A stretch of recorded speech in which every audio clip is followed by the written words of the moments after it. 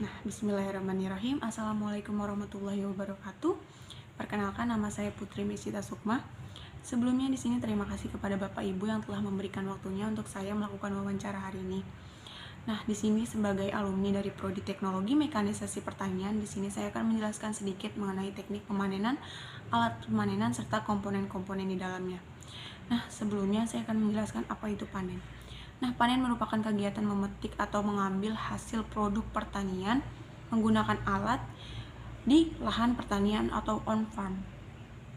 Nah, sebelumnya alat pertanian atau alat pemanen pertanian ini dibagi menjadi 3. Ada alat panen tanaman pangan, ada alat panen hortikultura, serta alat panen perkebunan.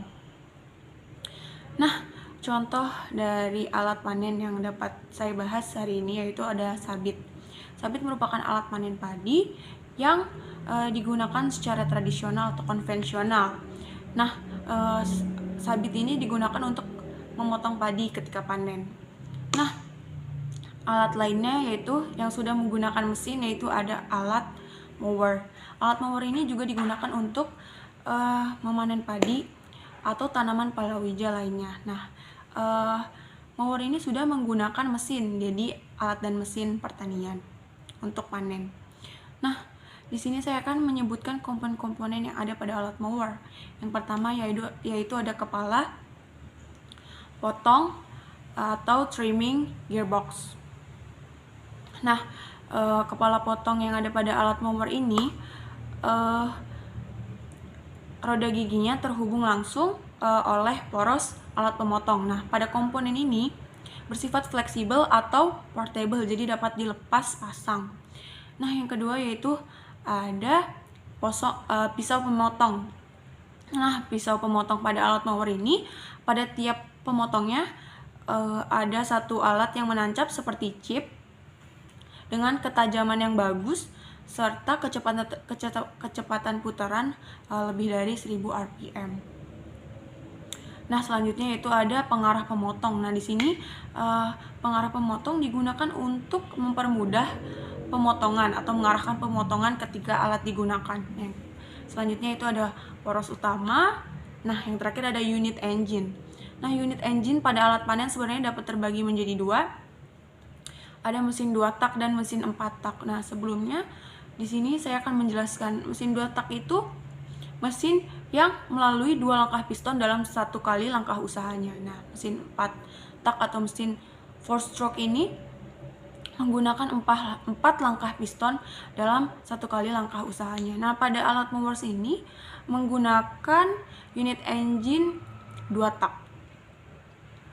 Nah, lanjut dalam alat panen pertanian ini, alat pemanenan ini sudah masuk juga konsep otomatisasi. Nah, konsep otomatisasi ini menggunakan atau perpaduan dari 2 sistem, yaitu mechanical system serta artificial intelligence. Nah, salah satu contoh alat yang dapat saya bahas hari ini yaitu ada mesin ripper. Mesin ripper ini termasuk mesin yang masih semi otomatis. Nah, mesin ripper ini terbagi menjadi 2 dalam sistem transmisinya.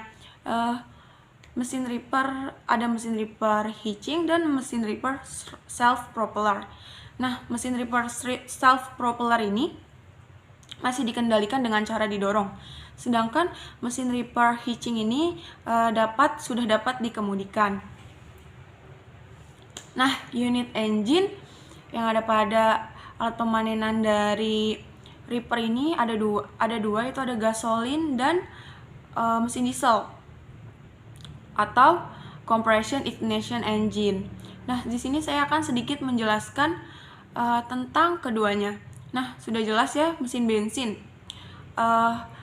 Engine atau alat ini dikendalikan dengan bensin atau dibahan bakari oleh bensin. Nah, sedangkan compression ignition engine atau mesin diesel bahan bakarnya yaitu diesel. Nah, perbedaannya juga ada pada sistem penyalaannya. Nah, kalau gasolin ini sistem penyalaannya masih mengandalkan pemercik api seperti busi. Nah, sedangkan compression ignition engine atau mesin diesel ini sudah tidak mengandalkan pemercik api, tetapi mengandalkan compression sebagai penyalaannya. Nah, pada alat pemanenan ini untuk mengetahui efisiensi kerja dari alat ini dapat dihitung dengan kapasitas lapang. Lapang ini terbagi menjadi dua, ada kapasitas lapang teoritis dan kapasitas lapang aktual. Nah, kapasitas lapang teoritis ini yaitu merupakan kapasitas alat untuk bekerja untuk melakukan aktivitas panen sesuai dengan lebar kerja alatnya digunakan dengan 100%. Nah, sedangkan kapasitas lapang aktual merupakan kapasitas kerja dari alat ini berdasarkan luas lahan dibagi dengan waktu kerja dari alat tersebut. Nah, kapasitas lapang aktual ini akan rata-rata lebih kecil dari kapasitas lapang teoritis dikarenakan pada kapasitas lapang aktual sudah dipengaruhi oleh faktor-faktor lain seperti kehilangan waktu pada saat slip roda, kehilangan waktu pada saat